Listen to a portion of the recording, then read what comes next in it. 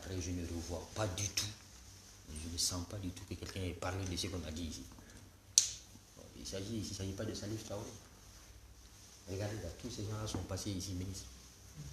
Mais si on est ensemble et que les Maliens peuvent, enfin, quelqu'un peut garer sa moto au bord de la route et partir à la maison, là, mais venir chercher la moto parce que la sécurité va bien, ça c'est au bénéfice de tous les Maliens. Donc j'ai remarqué ceux qui font des analyses et qui sensibilisent. Par exemple, vous avez des supports différents, mais je suis les publications que vous faites, les débats que lui anime souvent à la radio, souvent pour voir quelle est la responsabilité de tout et chacun dans la sécurisation. C'est sur cette base-là que moi-même j'ai donné vos noms individuellement à Sango pour vous appeler, pour connaître ces questions.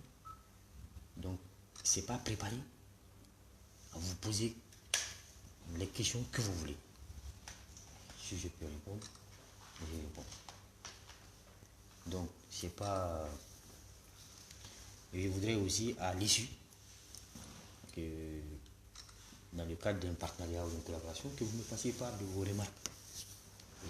Qu'est-ce qu'il faudrait faire peut-être différemment ou mieux pour qu'on puisse mieux rassurer la population.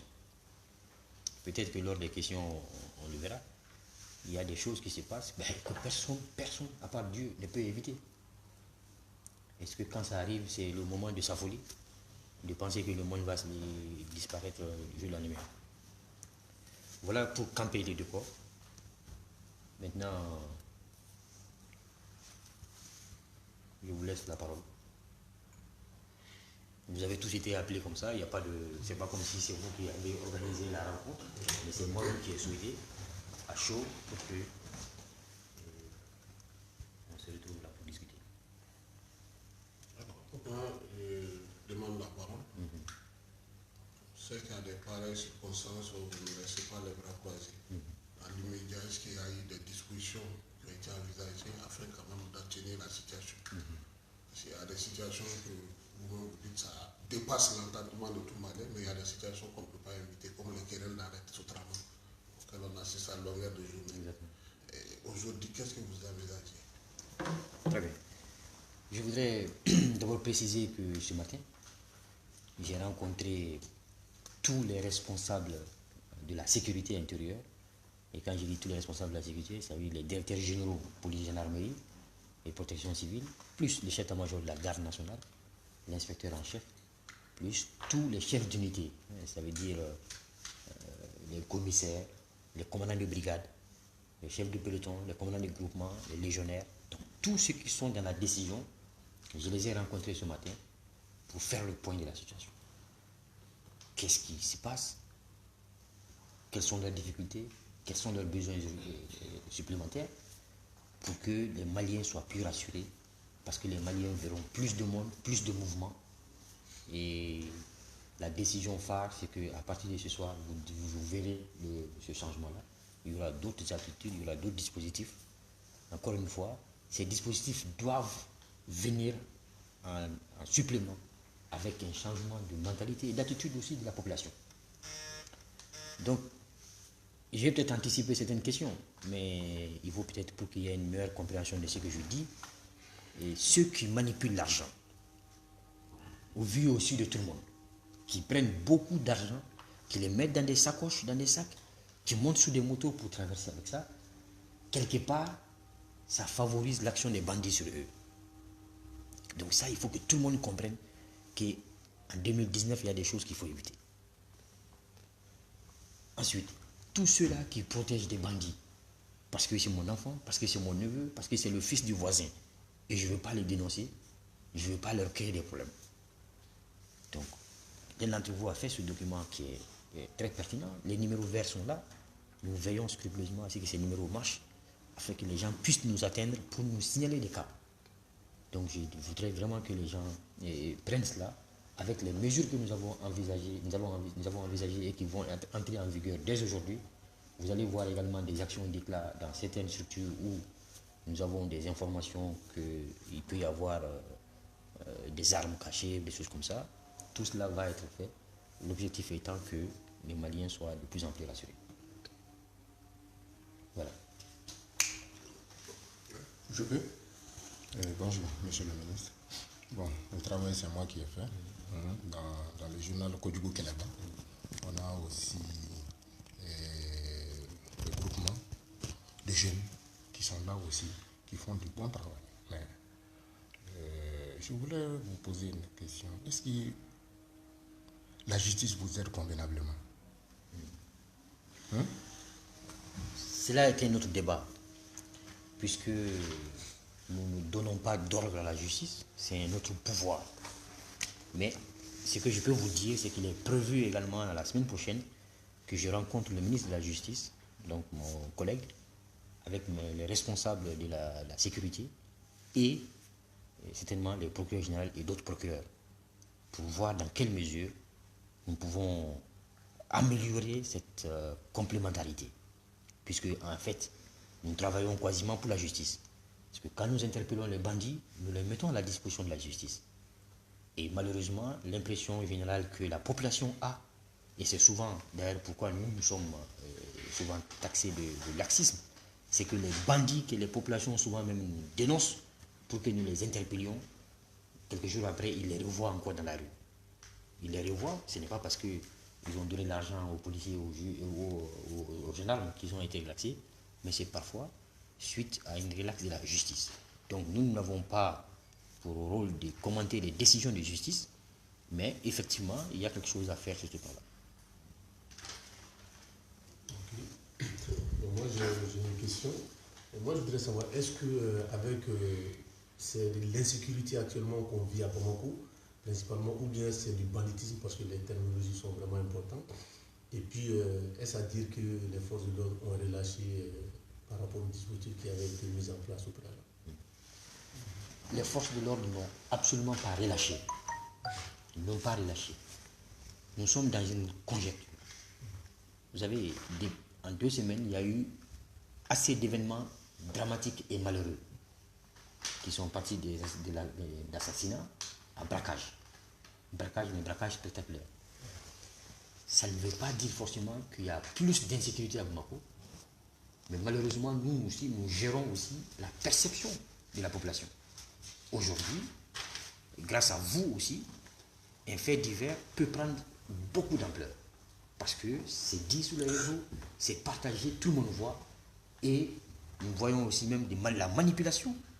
Regardez souvent certaines images d'hommes enflammés qui circulent sur les réseaux où on dit que c'est des homosexuels qui sont brûlés hier seulement à Bamako, alors que ces images datent de 2015. Donc, vous voyez, il y a souvent cette manipulation-là. À quelle fin? Nous cherchons, nous vérifions. Mais les forces n'ont pas baissé les bras. Elles continuent. Tous les soirs, il y a des patrouilles. Tous les soirs, il y a des interpellations pour vérification d'identité. Il y a des saisies de matériel. Tous les soirs, il y a des groupes, des gangs qui sont démantelés, des gens qui sont déférés devant la justice. Mais encore une fois, les bandits aussi cherchent à améliorer leur technique. Ça, il faut qu'on le comprenne. C'est pourquoi nous avons toujours besoin de la population pour nous dire ce qui est en train de se tramer souvent en bas et qui peut ne pas être perçu par nos services de renseignement. Donc c'est un travail de complémentarité qu'il nous faut réussir. On n'a pas baissé les bras. Il y a eu quelques cas. Si vous voulez, on peut revenir sur les cas les plus marquants.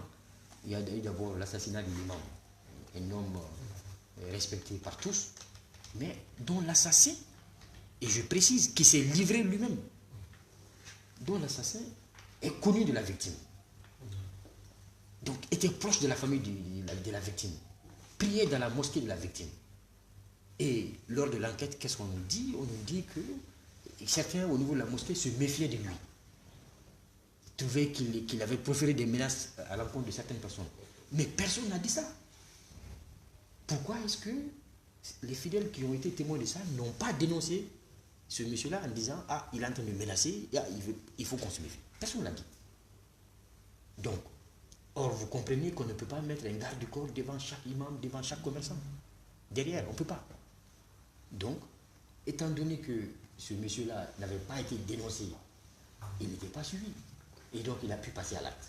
Ça, c'est le premier cas. Et le cas de monsieur qui a été assassiné, qu'on a retrouvé dans un puits, ça a enflammé les réseaux aussi.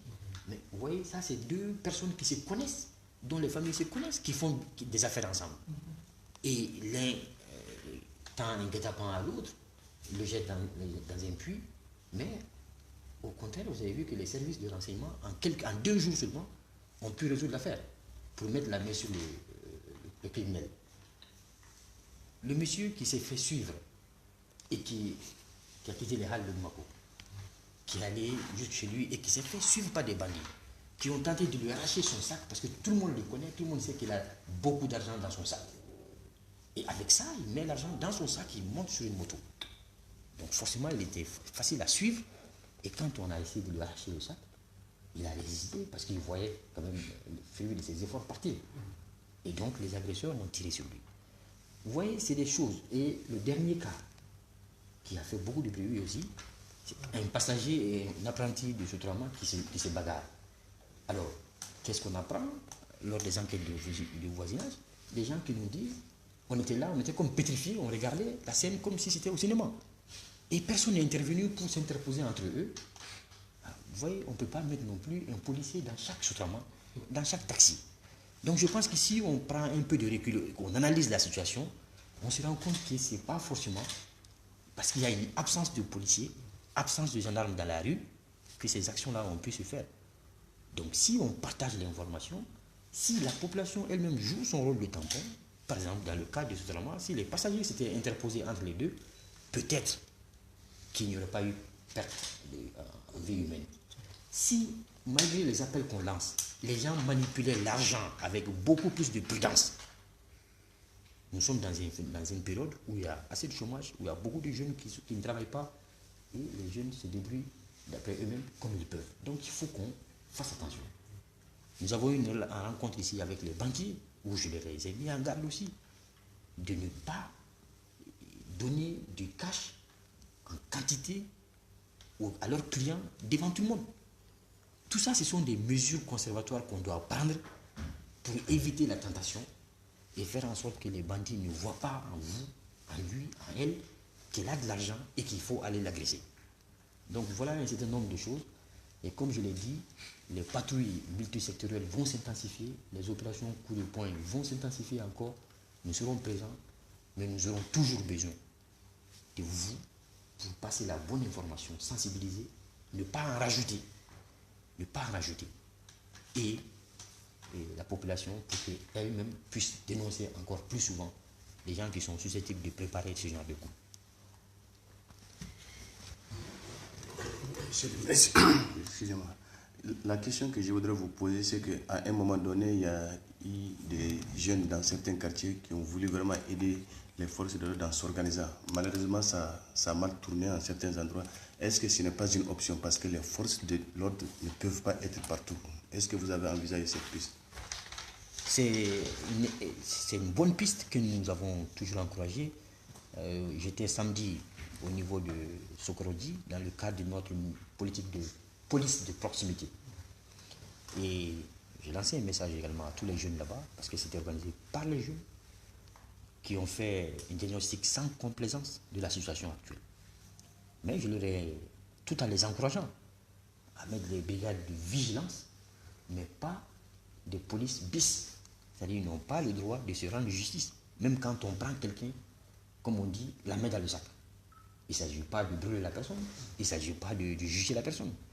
Mais je dis d'avoir un partenariat solide avec les forces de sécurité les plus proches, pour que si jamais vous êtes témoin de quelque chose, même si vous arrivez à bloquer le malfaiteur, mais il s'agit immédiatement d'informer les forces, pour que les forces de l'ordre puissent reprendre la main et procéder à l'enquête qu'il faut. Donc je crois que j'ai passé le message à ce niveau-là. J'ai toujours encouragé ces groupements de jeunes, j'ai participé à certaines rencontres avec des jeunes pour faire passer le message que le gouvernement n'acceptera pas que les gens se rendent justice. Mais le gouvernement encouragera toute initiative de jeunes qui se mettent ensemble et qui veillent, qui nous informent et qui nous alertent aussi en disant qu'il peut y avoir quelque chose à cet endroit-là, d'après nos informations. Donc nous allons continuer à encourager cela. Et pour nous, cela rentre également dans le cadre de la police de proximité que nous développons actuellement, où régulièrement les commissaires, les commandants de brigade de gendarmerie, qui sont les unités de proximité, sont encouragés à rencontrer la population à leur niveau, pour discuter avec elle, connaître ses attentes et également discuter avec elle pour qu'elle comprenne ses responsabilités. Donc cela est en cours.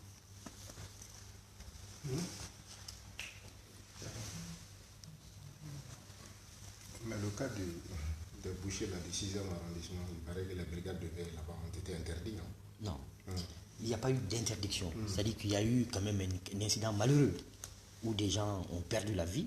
Et là, ça nécessite quand même une enquête. Et c'est cette enquête-là qui est en cours. Donc, et même ils ont compris que tant que cette enquête est en cours, donc les gens ne pouvaient pas, sachant bien que certains de leurs camarades sont entre les mains de la justice, les autres ne pouvaient pas travailler comme avant. Mais au niveau du 6e arrondissement, il y a eu d'autres cas où des jeunes ont pris des voleurs avec des motos volées et ils les ont tous conduits au niveau du 6e arrondissement pour les remettre à la police. Ça c'est vraiment des initiatives que nous encourageons. Ils n'ont pas voulu régler le problème eux-mêmes. Ils n'ont pas voulu tabasser ou brûler le monsieur. Ils l'ont amené à la police. Et une fois entre les mains de la police, lui-même a avoué d'autres vols qu'il a commis ailleurs. Donc nous encourageons ce genre d'attitude où on dénonce, où on avertit, et même si pour éviter que la personne ne s'échappe, ils arrivent à neutraliser le malfaiteur, le présumé, mais qu'ils nous informent immédiatement pour qu'on prenne la main. Donc ça, c'est ce que nous encourageons. Le Mali est un pays de faits de mode. Il y a eu 2 semaines, l'artiste Talbi a bloqué l'un des ponts de Bamako et hier tout près, des gens aussi se sont donnés au même exercice. Est-ce que vos forces de l'ordre jouent réellement le rôle à ce niveau? Parce que les Maliens se demandent parfois comment on peut comprendre cela. Certains pourront aussi tenter de le faire demain. C'est vrai. Des instructions fermes sont données. Et personne ne pourra se cacher derrière sa célébrité pour faire du désordre. Ça, c'est inacceptable. Et des instructions fermes ont été données pour que tous ceux qui se rendront coupables, parce que c'est des voies de fait, c'est des choses qui sont prévues par le code et qui sont interdites, nous allons sévir. C'est très clair. Et nous comptons sur vous également pour que le message passe partout et que tout le monde se le tienne pour dire. Donc, pas question d'intervention si des gens comme ça sont interpellés. Et ça, c'est très clair. Monsieur le ministre, vous avez dit que des mesures ont été prises et certaines seront visibles aujourd'hui. Est-ce qu'on peut avoir des détails par rapport à ce qui va se passer, au moins pour sensibiliser les gens qui ne soient pas surpris ce soir de voir des actions de la police ou de la gendarmerie, des forces de sécurité dans nos rues? Non, je ne souhaiterais pas, non, surtout, dire le détail. Puisque mon intention, c'est de ramasser le maximum de délinquants et de criminels présumés. C'est ça. Mon intention, c'est ça. Je vais vous rassurer, vous, qu'il y a des choses, et vous allez peut-être voir des gens dans la rue. Vous n'allez pas reconnaître certains parce qu'ils seront en civil. Et ce qui est sûr, les gens sont en ville. Et vraiment pour baisser cette psychose que certains veulent créer. Parce que je dis, nous gérons aussi la perception et la susceptibilité. Sinon, ce n'est pas une réalité des faits aujourd'hui. Nous avons des statistiques. Combien de cas d'agression, combien de cas de braquage il y a eu? Nous avons des statistiques que nous pourrons mettre à votre disposition, qui voient semaine après semaine, mois après mois, combien d'attaques il y a eu. Nous avons ces statistiques-là. Et si vous le voyez, non, la criminalité n'est pas en hausse galopante à Bamako. Il y a eu 2 semaines intenses où il y a eu quelques cas qui se sont enchaînés. Mais remarquez, ça fait comme avant ces 2 semaines-là, combien de mois il y avait eu où on ne parlait pas de ces choses-là à Bamako. Donc vraiment, sachons raison garder. N'exploitons pas inutilement pour des choses comme ça. Le président de la République le dit chaque fois, le Mali vaut mieux que tout ça. Nous sommes tous ici à Bamako. Personne n'a intérêt à ce que tout le monde soit paniqué à Bamako. Donc nous allons, je ne dirai pas le détail, combien d'hommes, dans quelle rue ils seront déployés. Et si je le dis tout de suite, les bandits vont se cacher, nous allons tourner en rond pour rien du tout. Et nous voulons aussi faire des résultats. Pas seulement nous montrer, mais vraiment faire des résultats. Qu'est-ce que tu peux me permettre? Oui. Monsieur le ministre, je voulais au moins qu'on ait un peu en Bambara, parce qu'on a un groupe Kodjougou Keleba, voilà, qui ne comprennent que Bambara. Mais qui est directement qui passe le groupe Kodjougou Keleba qui sont là à lutter contre l'insécurité. Le groupe, c'est à peu près 250 personnes qui sont là à travers le Mali. Voilà, ils sont tout de suite là. Voilà le groupe. C'est une question? Oui, oui, c'est une Vas-y, question. pose la question. Voilà. C'est pour leur donner l'occasion d'attendre directement le ministre.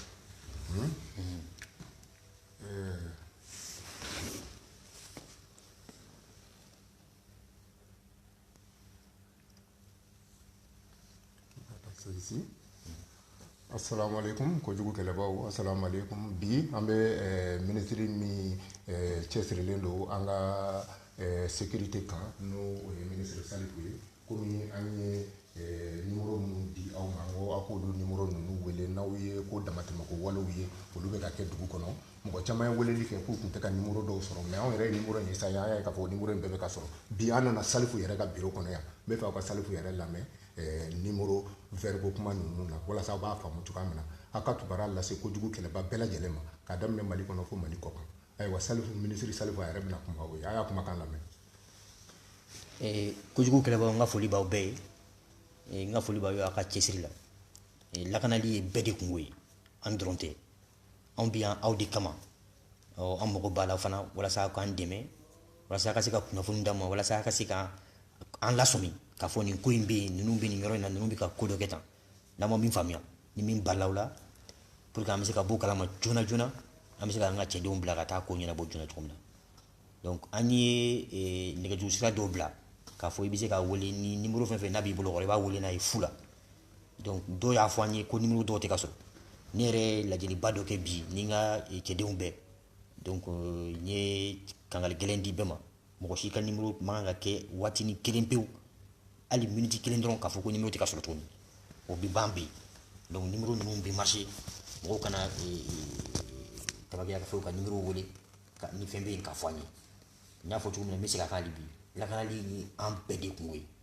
on ga bara bebe ni mama au bisira ke abi bara wala mais au ka bara ni nti ni wacho shimba ni la kana li donc ani bi anga mbulu di ngoma na ifembi ga ya fani ni hatla tam bala fana parce que abi tugo ne abado na yini ke ube na tara ni na mi sika kodo la bari abi siko fana fani wala sa mi sika barake ga ni tugo amado ga fo wali amu bebi anga jamana kono ka kenu ubi ministre mi te sigi ki bolo fla dai senga yala ma am se ka fo do na tawla la kana bolo kuro na sigi jamana kono na la kana bolo kuro na sigi kadam ne bire la yoro chamon bi na somna ka fo yoro mun bi no ko do bi senai anga mo bi sa dela kontuni nya fo nga ci duwe kana bolo jigin ka fo ko na ni bingani kala on ne ka takana justice ka niveau la ko do bi bla ibi utanga ko baye anta ko ni mi ani mine itara kasula bi idala shini ambi metuni donc o de ko wera cloud di nga mo ma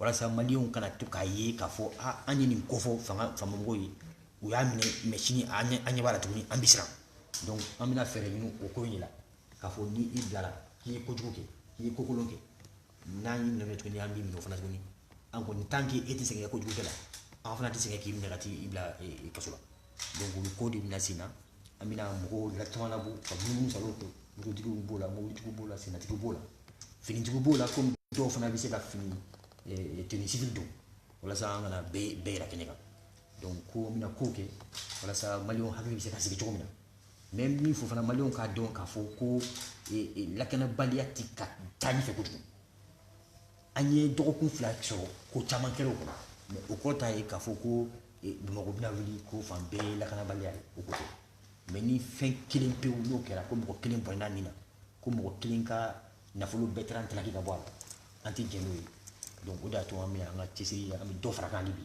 wala sama lom sa bi sa se to o re ka wo se do ka la kana ko la ka kuna fo ni na mawdi atinye o ko to gashima kuma ambi ba fu anga kambela ko mo ko kulo ti di ire ko fe donc ambiance wuli kama aw minnu filɛ nin bi na aw bɛ se ka gardien ta k'a bila aw ka so aw b'a janto la cogo min na a kan ka janto aw ka finitigiw la ten de kunnafoni min bɛ yen u kan ka min kɛ u kan ka min fɔ min man ka kɛ hali finitigiw yɛrɛ n'olu bɛ ko dɔ kɛ n'a man ɲi aw ka aw jija ka se aw kunnafonidilaw ninnu dɔw ma hali n'aw bɛ se ka ɲɔgɔn sɔrɔ ka tɛmɛ aw bɛ ka di finitigiw yɛrɛ ma a k'a fɔ an ye an y'a mɛn ko i yɛrɛ ka cɛdenw bɛ ka nin ko in kɛ nin yɔrɔ in na a man ɲi fo que an ka bɔ a kalama parce que diyagoya don fo an ka da ɲɔgɔn na an ka mun ɲɔgɔn kɔrɔ an k'an bolo di ɲɔgɔn ma n'an m'a kɛ ten a bɛ kɛ sannikɛyɔrɔ wɔsi gansan ye dɔrɔn ka taa fɛ donc ala k'an kisi o ma.